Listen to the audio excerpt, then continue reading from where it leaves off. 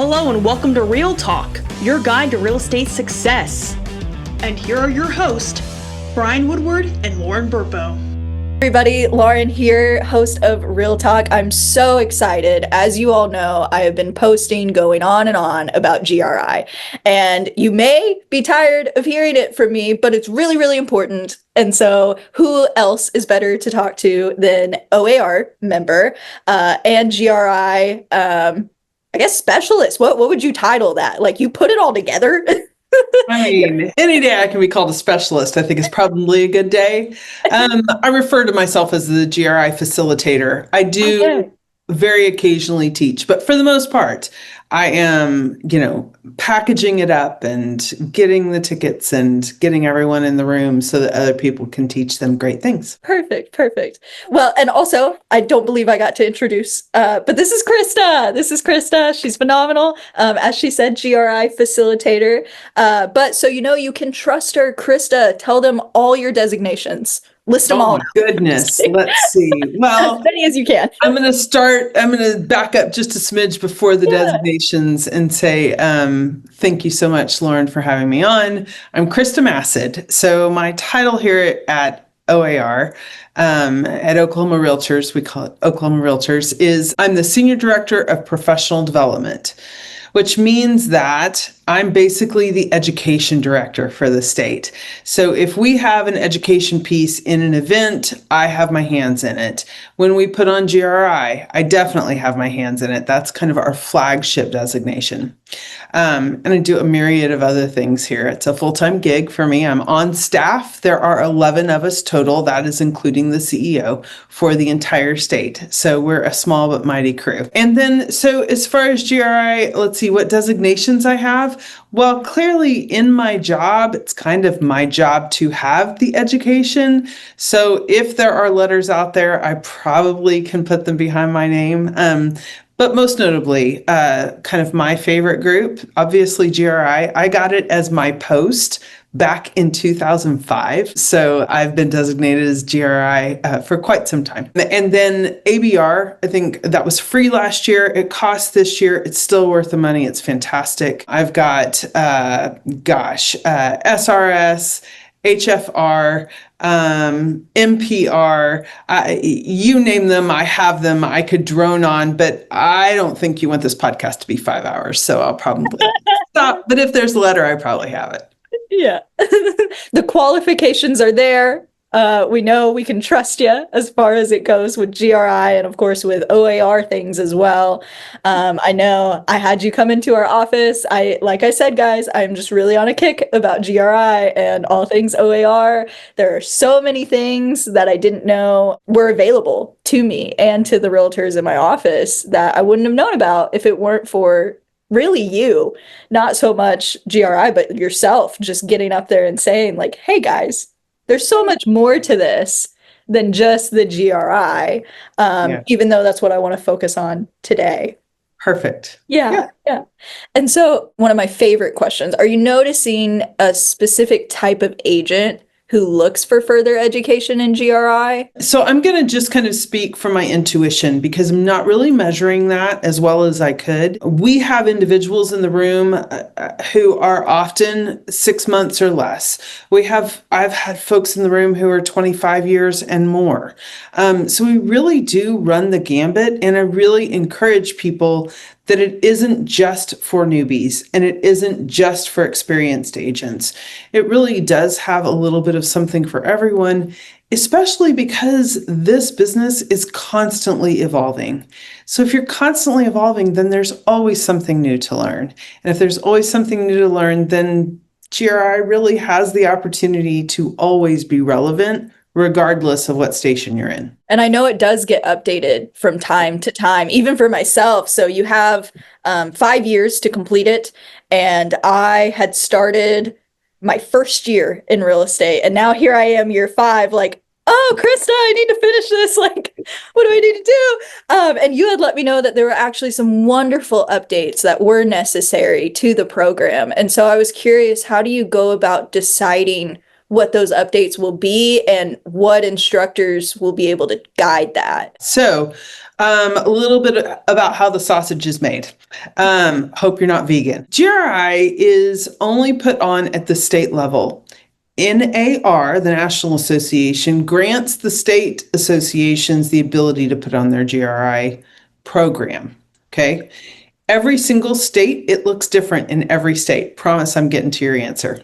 Oh, you're good. And so what happens is, in order to put that on, every 3 years, you get your program re-accredited. Okay.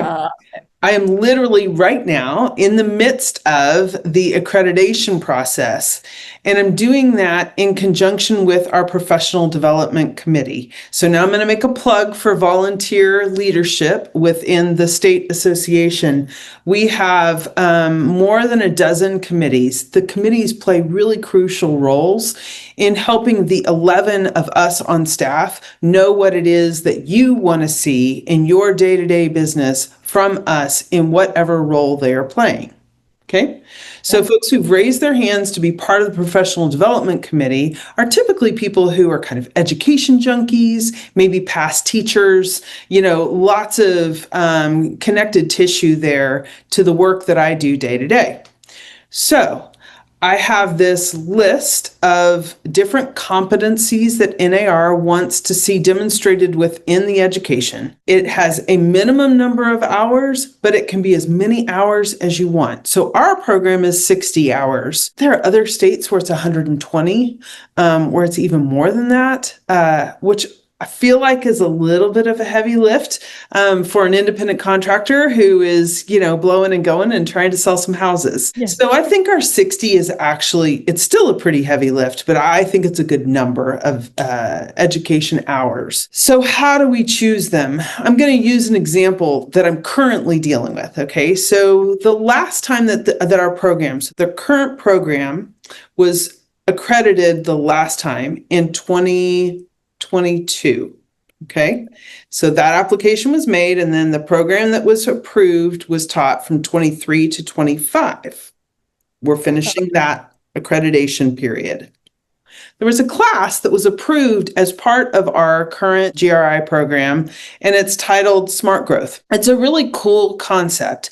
Back in 2021 and 22, that was something that NAR was talking about a lot. It has to do with zoning and green building and just some different things that are important things. But here's the hard part. It's such a niche topic. I know this sounds like hyperbole, but it's true. One person in the nation that I know of that actually has curriculum written for smart growth and can teach it. And he is a really prolific speaker. He's hard to get a hold of, and it's just for 1 hour.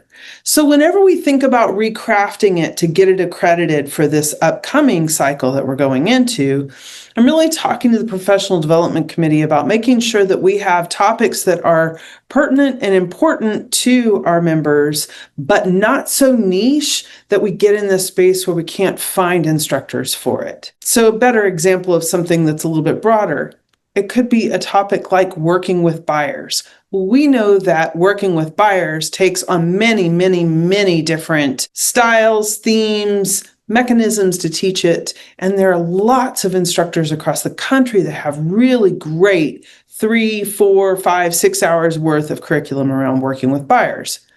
That is probably one of the competencies or topics that we're going to put into the next accreditation. Because as you might remember, Lauren, you might not, because you probably don't remember all of the 60 hours that you took, but we don't actually currently have a section that is committed to solely working with buyers or solely working with sellers. And so the professional development committee will be the ones who will make that decision. They currently have a big old survey in front of them with all these different things, and they're going to pick and choose what they would like to see in there. We're going to bring all that together. We're going to have a mass meeting in September. We'll have some conversation about that. We'll pick and choose, and we'll craft the 60 hours, or at least the outline of the topics for that, for the next 3 years. Super long answer to your question, but it's actually far more involved than maybe it would seem whenever you're just sitting in the classroom. Yeah, there's a lot of forethought there that I didn't even think about, especially tracking down instructors that fit the topics. Because for me, I'm like, I registered and I sat down. I'm here. Well, I think it's important. For instance, we've used the same person for a few years in a row for one of the topics. And this year we chose a different person, mostly because I had another state ed director from, I can't even remember what state, say, hey, this guy does a really great job. And I just thought, it might be time to switch it up, try someone new. And so it's not very common that you see the same instructors every single year. I do have one in particular who's my favorite, and we just had Josh Cadillac is fantastic.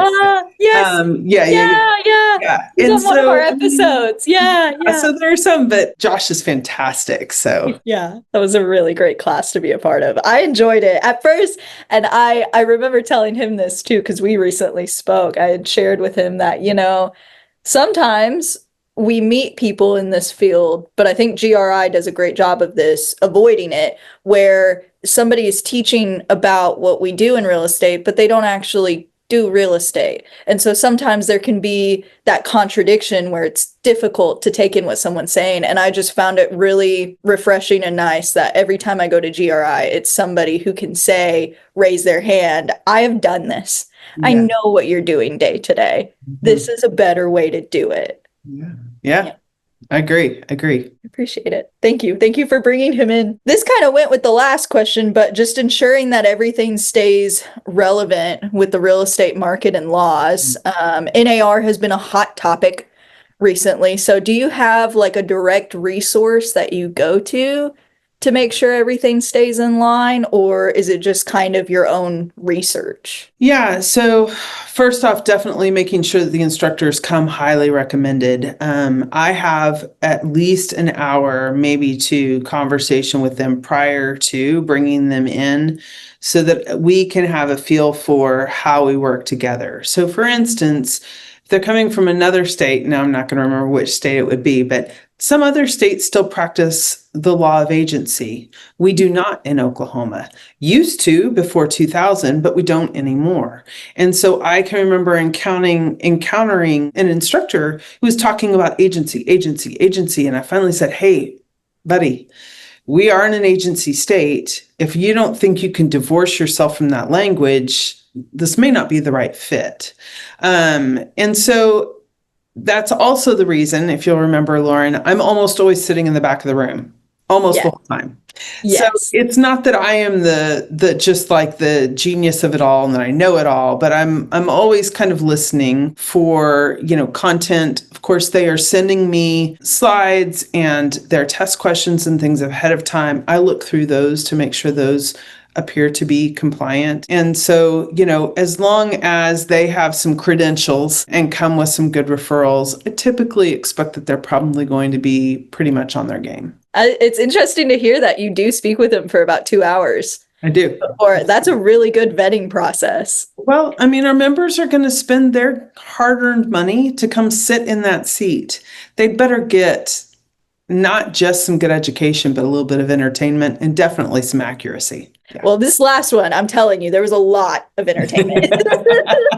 I really enjoyed it. With that, aside from the entertainment being valuable, but what do you think is most valuable for agents that attend the GRI? Ooh, you're asking me to pick my favorite kid? Is that what we're doing here? So I know. As soon as I said it, I was like, that's really hard to answer. Maybe just talk. Okay, I do think, actually, I do have an answer for you. I'm ribbing you a little bit. Let me give you a better answer than just giving you a hard time. I think what is really important about GRI is that we work to give them a taste of many types of real estate activities, whether it's commercial or property management or residential or, different kind of niches within the marketplace, in order to help a realtor understand what they do and don't want to do. You can remember whenever you had a brand new, fresh license, you just kind of like the world was your oyster. I'm just going to go sell everything. And, your aunt calls you and says, well, you can sell this commercial building, can't you? And you're like, absolutely, right? And then your broker goes, whoa, Lauren, let's slow down, right? Yeah.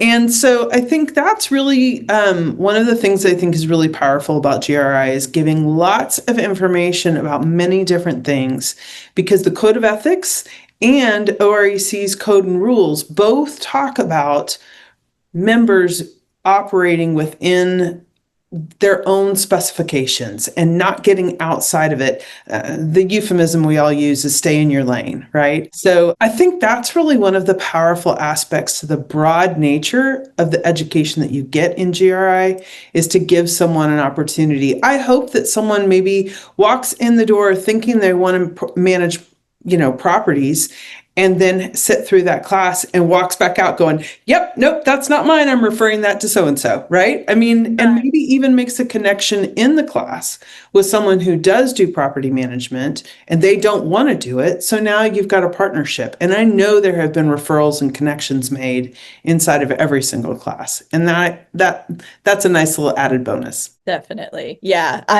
From GRI, learned enough about commercial to know that I need more help when it comes to commercial. If I ever, delved into that, I know just enough to get the conversation started, to ask the questions I need to ask. But from there, I know I can go to my broker, and get his assistance because it did help with that. And I've made so many friends. I'm still Facebook friends with a lot of agents I've met through GRI, and that's always fun. Yeah. That's great. I love to hear that. Yeah. Yeah. It really is just a really great program. You've done a phenomenal job. I really enjoy thanks. it. Ooh, you mentioned surveys earlier. I know that's how you get feedback from all of us, but how much does that weigh in, would you say, as far as choosing your courses and continuing courses? It weighs in a lot, actually. As you remember, Lauren, I tell you in the room that I'm holding you hostage until you've completed the survey. I'm kidding, but not kidding. The survey, we really use that tool in lots and lots of ways. So, for instance, we always grade our speakers on a 1 to 5 scale. And that's not just in GRI, that's at conference. That's at Capital Conference, that's at broker road shows, that anything that we put on and we push out a survey about the instructor, we ask them on a 1 to 5 scale, 5 being the greatest, 1 being not so good. What would you think about this particular instructor? We keep a running list of who gets what grade, if you will. That's really important to us, that competency score. If it dips below 4.5, we're really kind of looking into maybe some more of the comments, because then we ask them about this grading the speaker, and then we ask them about the courses themselves, and then we ask them for some feedback. And between those 3 sections, we really get a lot of meaty content that we can use moving forward to better whatever it is we're putting on, but definitely in this particular conversation with GRI. Because I also am accountable to the professional development committee. I take those survey results to them. They read all of it. Like, I put it into their meeting folder. They can see all of it. They can see whether someone liked what it did. They can see it's too cold. They can see the food didn't work. They can see this guy said something that was offhand. They can see whatever. And then I have a dialogue with them about what they would like for me to focus on and moving forward to make that program better. Again, it's really important to have those. I've got 15 people on the professional development committee. And so that's a lot of really great experienced realtors who can give me really great feedback based on the surveys and the feedback that we get. And so we use that in partnership with a lot of things. And it's no different than maybe you with an inspector. If I have an instructor who comes in and gets a low score, I'm probably not going to invite them back to anything. And I'm not going to go out and badmouth them to someone else, but they're just probably not going to come back to Oklahoma for something that Oklahoma Realtors puts on. Yeah. That's how we use the survey. Not a good fit, and that's okay. Yeah, that's fine. Absolutely. Yeah. Well, it's good to hear, feedback really gets taken into account. I assumed it did, but it's also reassuring just to know how much it really does affect the course. It just goes to show that it really is for realtors, about realtors, and how we can grow our businesses and just be better at what we do. I think that's the driving focus of it, is just try to be better at your craft. What we put out here from Oklahoma Realtors for the members needs to evolve as quickly as your business is evolving. And the only way that we're going to keep up with that pace is to hear from you, whether it be through the committees or through things like surveys or one-on-one conversations. those are really important pieces of feedback that we absolutely take into account. What would you say the main goals are of GRI for realtors? Absolutely. So, GRI, the main goal is to raise the bar in professionalism. Okay, so I'm going to talk about something outside of our scope to demonstrate why this is so important. So outside of our scope, of course, is the Real Estate Commission. So OREC is the licensing arm for the state. They set the code and rules, they give you a test, you take a test, you get a license. That's something we don't have any control over. We don't have any control over how many hours someone has to sit in a class or what hours they take in order to maintain their license. That's set by the Real Estate Commission. I think we could probably agree that 30 hours in 3 years' time is a fairly low bar of education, especially when you consider how quickly this business evolves. Okay. I agree. I would advocate for a far greater number. Now, there are some members who would probably throw eggs at me if they heard me say the number that I think it should be out loud. So I'm not going to say it out loud, but I do think it could be far more.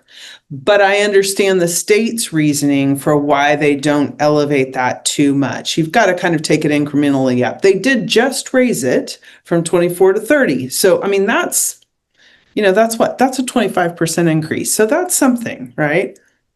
But to your question about what's the goal for GRI, the goal is to speak to some of that. Okay.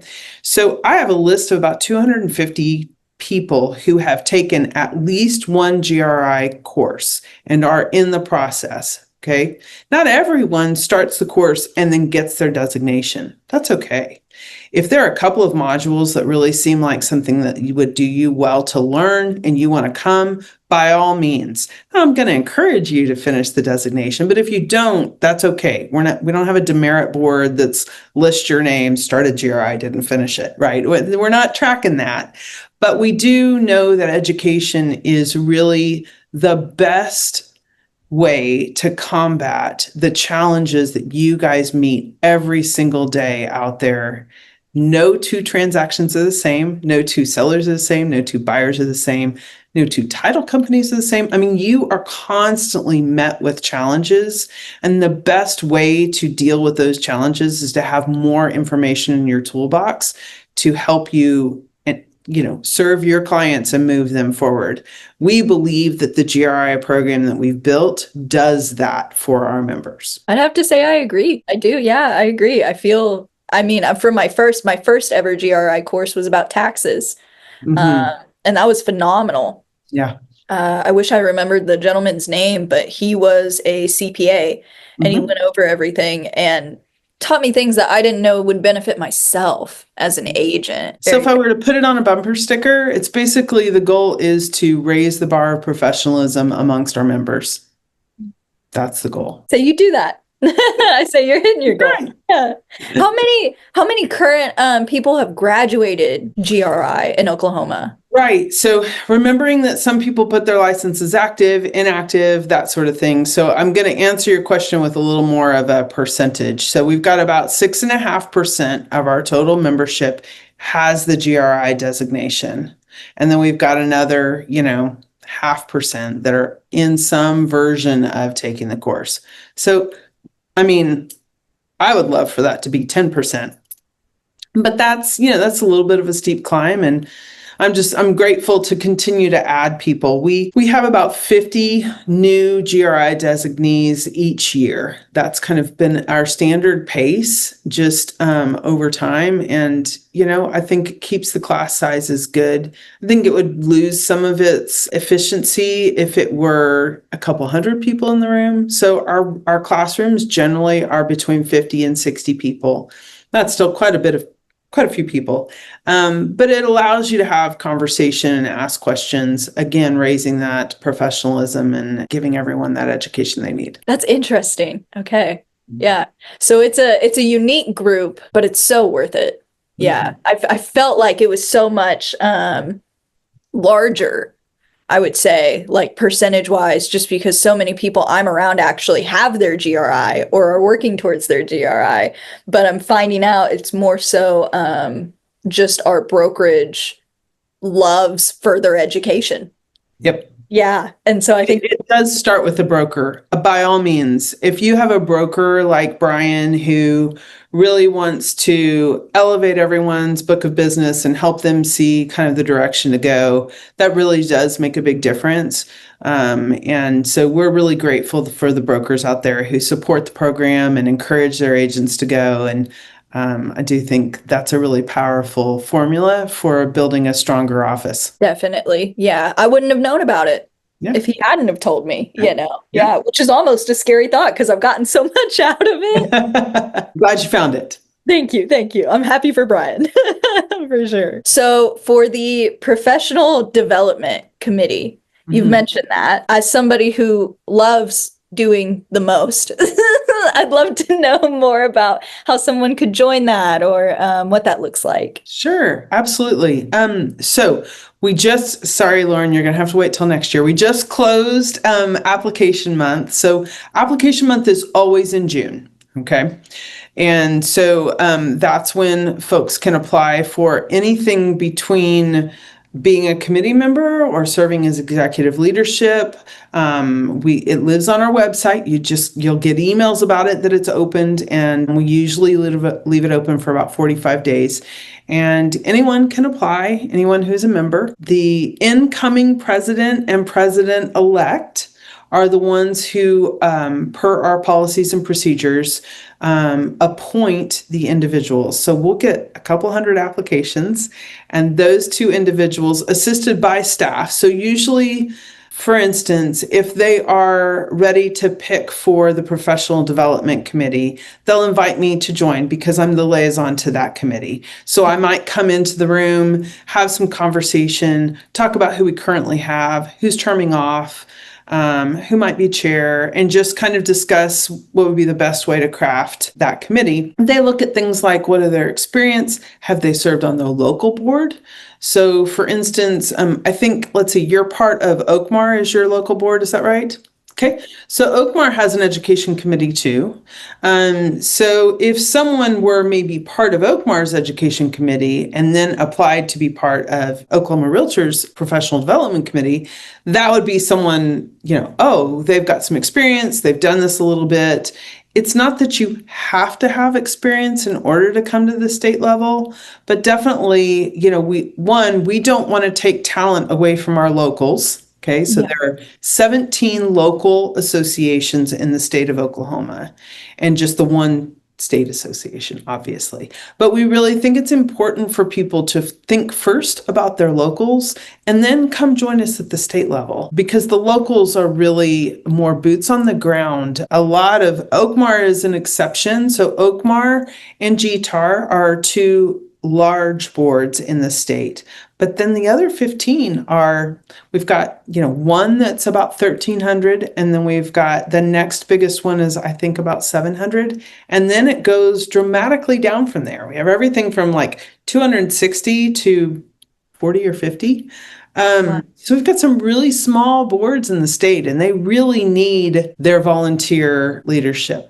But in order to be part of the professional development committee or any other committee, like government affairs, we've got a diversity and inclusion committee. We have, now I'm blanking because I started trying to say it, but we've got a bunch of committees.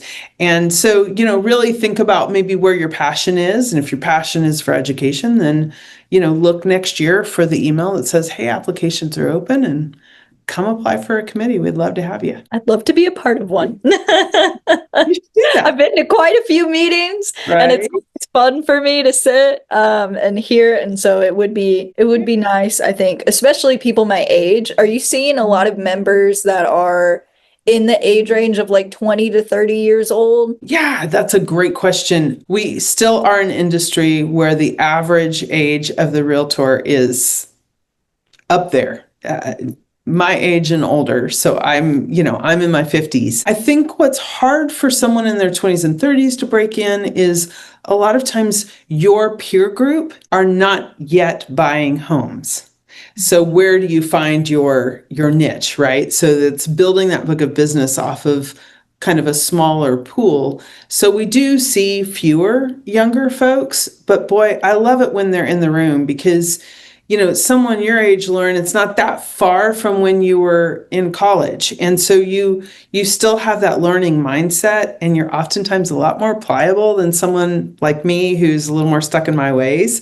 And that's really, I think that's a great space to be in. So occasionally I get the question asked, well, I don't think I have enough experience to come to GRI yet. And that's not the case. It is possible that coming to GRI as a new agent might feel a little bit like drinking from a fire hydrant because it's a lot of information, but it will teach them things, and they don't have to remember everything. And so, it really is. I think that's one of the great things about this profession is people of any age really can do it. 20-somethings as well as 60-somethings can do it. It's really about how you apply yourself and the systems and the people you put yourself around, and broker and education and all of the layers. So, again, I don't ask people their age whenever they register. And so, I don't have an exact feel for that. I do think we have a pretty good range, though. I think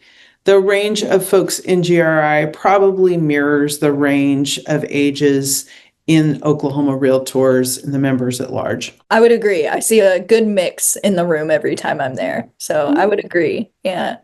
What about for the committees? Do you kind of see the same? Does that translate there too? No, we don't see as much youth on the state level in the committees. It does tend to be your more experienced folks. I think that probably a common misconception is that serving on a committee is going to take an awful lot of time. And while we do want people to commit their time, probably the one committee that does take a lot of time is the conference committee. So that's the group of folks who partner with us to just like flesh out all of the annual conference details, the instructors, the hotel, there's a lot that goes into that. And that conference committee probably meets 6 to 8 times a year. But the rest of the committees meet 4 times a year. They have some very specific mandates. We as staff know that you are busy and you've got a lot of things you're trying to juggle. And so we work really hard to make sure that the agenda is, on point, that the chair and vice chair have a really strong role in crafting that agenda so that you know what you're coming to that meeting to talk about. Start on time, we end on time, and, just really give the members an opportunity to, like I said, be part of some of that day-to-day structure and giving that input so that we can take that and consider it. So I think, like I think one of the biggest misconceptions is that being a committee member is going to take a lot of time. The conference committee does. The other one that can take more time is the professional standards committee. So those are the individuals who hear ethics complaints, whether it's at the grievance level or then at a hearing. Those take a little more time. You've got a lot of stuff to read. You've often got, statements from both parties. And so that's a little more of a time commitment there. But for the most part, we're always trying to spread the word. If you have a passion about something, if you think there's something that needs to be changed, find the committee that you think would touch that topic and try to join it. We would love to have your input. I'm going to tell everybody I know. Yes. Go after it. Join committees. Next June. Follow your passions. Yes. And join me in the committees because I'll probably try out. Oh, I'm going to stalk you, Lauren. Don't you worry. You'll definitely get an application next year. I promise. Oh my gosh. I will admit I did have it pulled up this year to fill out. And then it got to what is it? Oh, the 2 reference letters, the recommendation letters. And wouldn't you know, I asked for both of them, but I didn't get them back in time. But next year, next year I'll have my letters ready. Yep. Yeah, that can be tough. Yeah. For sure. Well, enough people like me. They're just not quick enough. Of course, they're just busy. They're busy. I get it. Yeah. Ooh, are there any other new topics or formats for GRI? I know you mentioned you're going through the process of putting it all together at the moment.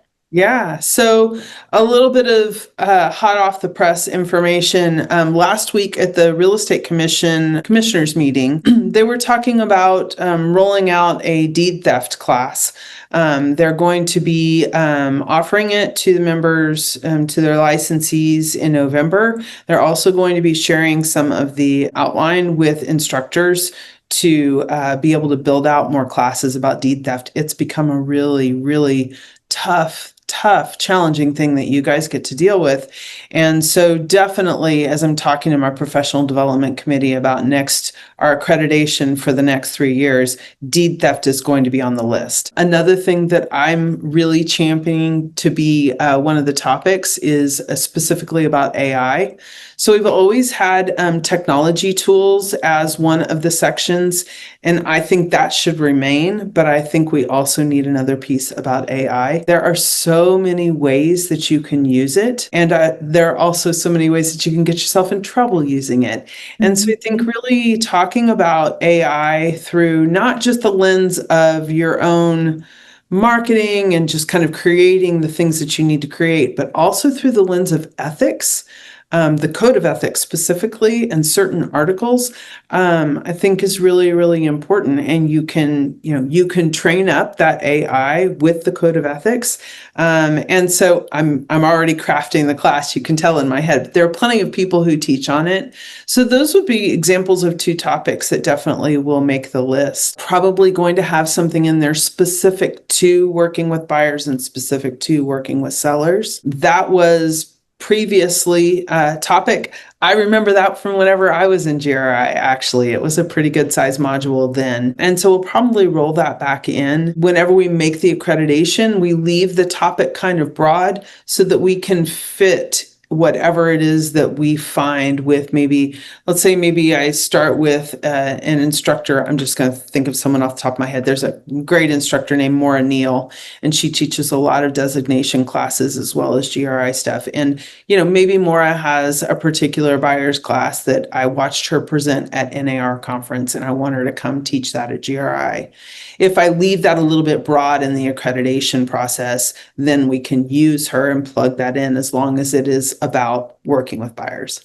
So yeah, we've got a few things that I think will be really good. We're going to kind of tweak the size of some of them, maybe reduce a little bit of the hours on certain things.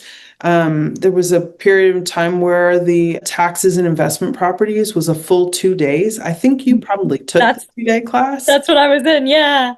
And it was great. And there's so much information, but that's a lot of time to commit to that topic. And we got that feedback from several attendees. And so we've taken that to a 1-day piece and then rolled in some other stuff on day 2. So we're always looking, like I said, to evolve that and make sure that it is meeting our members where they are and giving them the type of information. So, I'm really excited to see what the committee members come up with. I sent them a Google folder yesterday about all the things and all the different stuff and options. And then they've got a survey to fill out.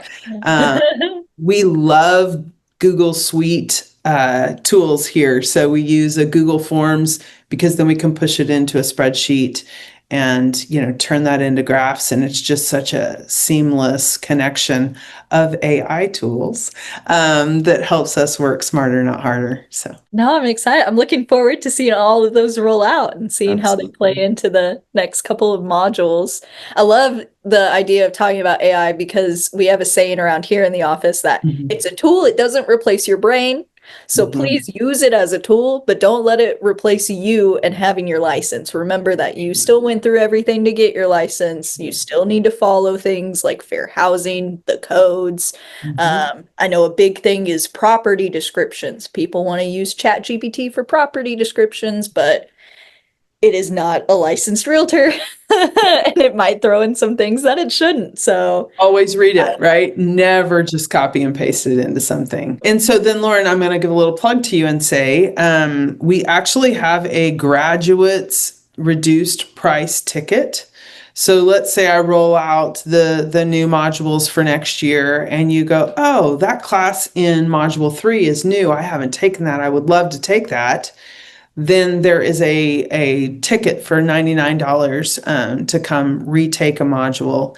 And if someone like Brian has taken his GRI a few years ago, he and I were having that conversation, he can actually buy all 4 of them for $300. So it's a far reduced price for graduates. So if you're listening to this and you got your GRI several years ago and you'd like to brush up on some of the new topics, we have a reduced ticket for you. And so we really, the professional development committee, that was their idea. We were really excited to implement that a year or so ago. And we've seen several agents take advantage of that, come back and take classes. Krista, you're never getting rid of me.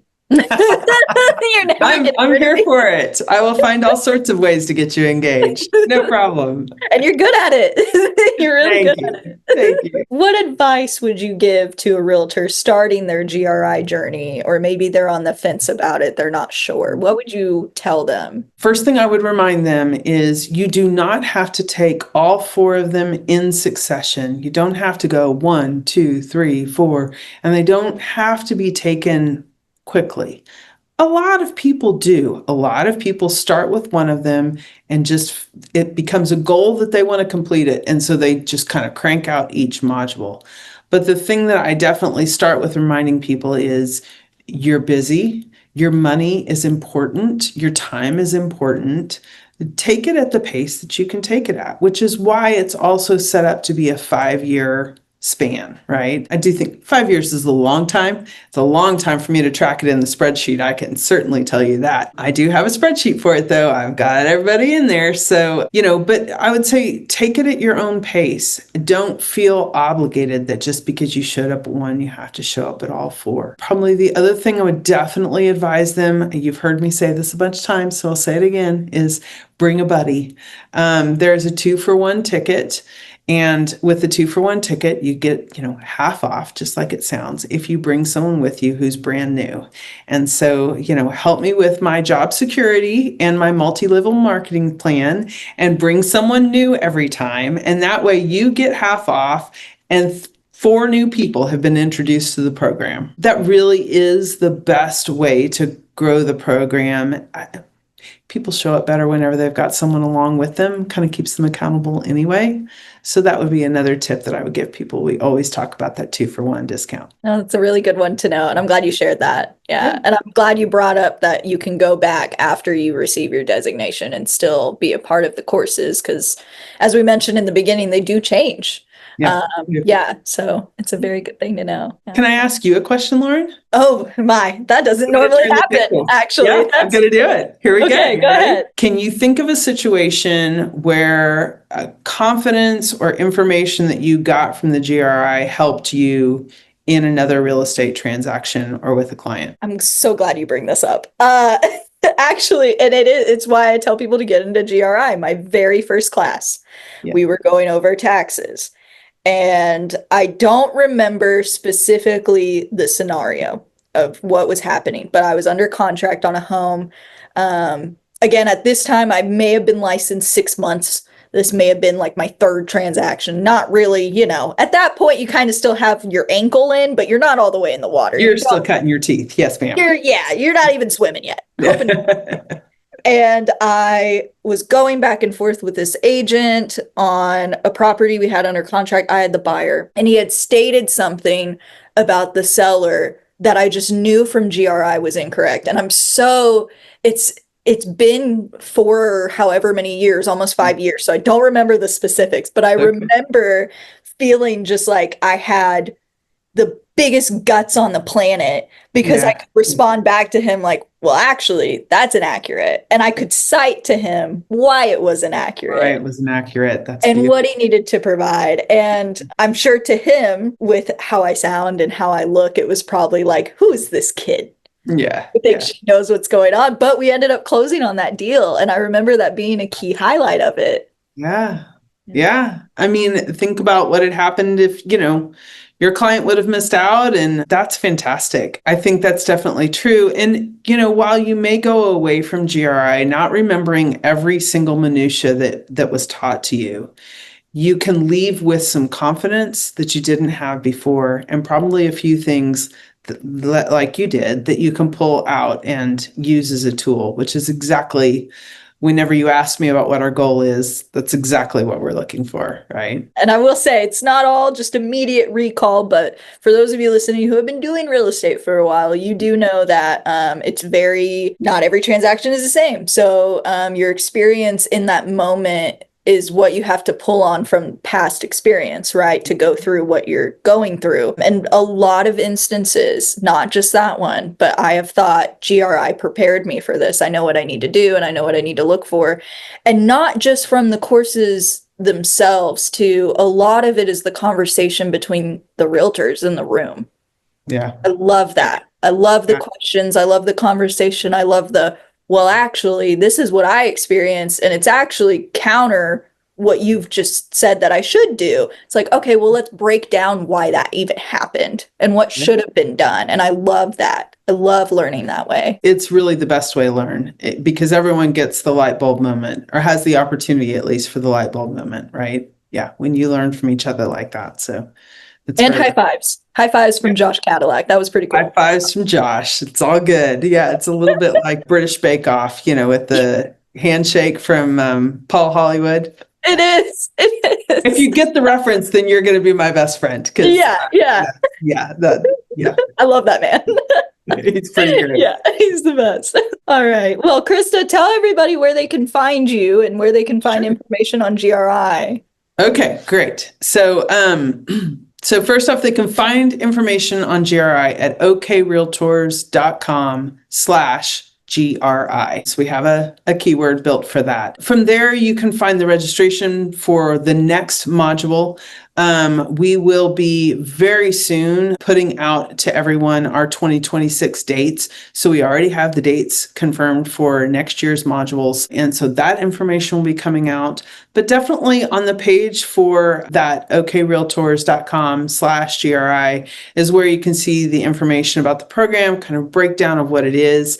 That'll be getting quite a facelift whenever we get this new accreditation done. So we'll change that up quite a bit to mirror what we're putting forward in the future. You can find me pretty easily. The contact information, the phone number for OAR is on that website. It's 405-848-9944. You can call and ask for Krista. But then probably the other thing that I want to plug that we have among all these other suite of things is the legal line.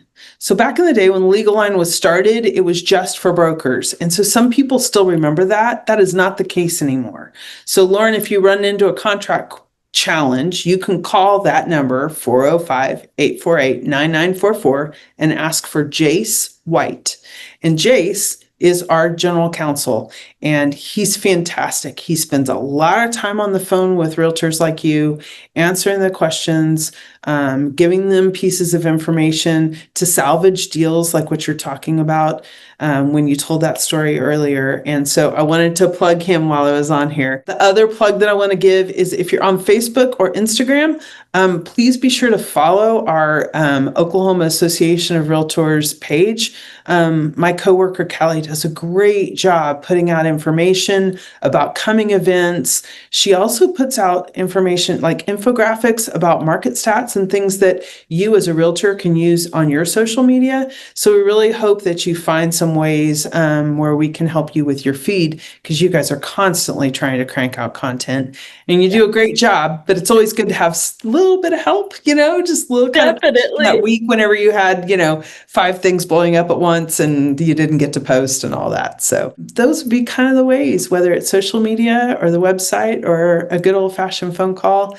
And my email address is kmassad, MASSAD @okrealtors.com. She's very responsive, by the way. I'd like to add that as well. Very Thank responsive. you. Yes. I try. You do a great job. Sincerely, with everything, I do want to take a moment to say you do a phenomenal job at putting everything together and just being so responsive and kind and patient. And I know you said you've got that spreadsheet. My name's been on it just about 5 years. I mean, there's dust and a little bit of spider web on it. But I'm getting that GRI this year. I'm very excited. You are. We're excited for you. Absolutely. Yeah, I mean, I appreciate the compliments, but really, I think that this industry is really, really important. The work that we do matters to our clients, and everyone wants a home. Everyone needs a place to sleep. Everyone needs a place to be. And I get a little romantic about it, a little kind of emotional, but I think it's really, really important. And so it's absolutely my pleasure to come here each day and help folks like you, help other people through what can be a really sticky transaction, and, just help everyone do better. Well, we're all the better for it. Absolutely. Thank you. And thank you for spending time with me today. Yes, thank you for inviting me. I really appreciate it. I love to talk. My husband could tell you that, but yeah, this was a lot of fun. Well, thank you. I'll let you get on with your day, but we appreciate having you here. Reach out to Krista at all the places she explained, and have a great day, guys. We'll see you next time. Take care. Bye. You just listened to an episode of Real Talk. If you enjoyed this episode, be sure to follow us on your preferred streaming platform and to follow us on socials for more content. We hope you have a good day, and we'll see you next time.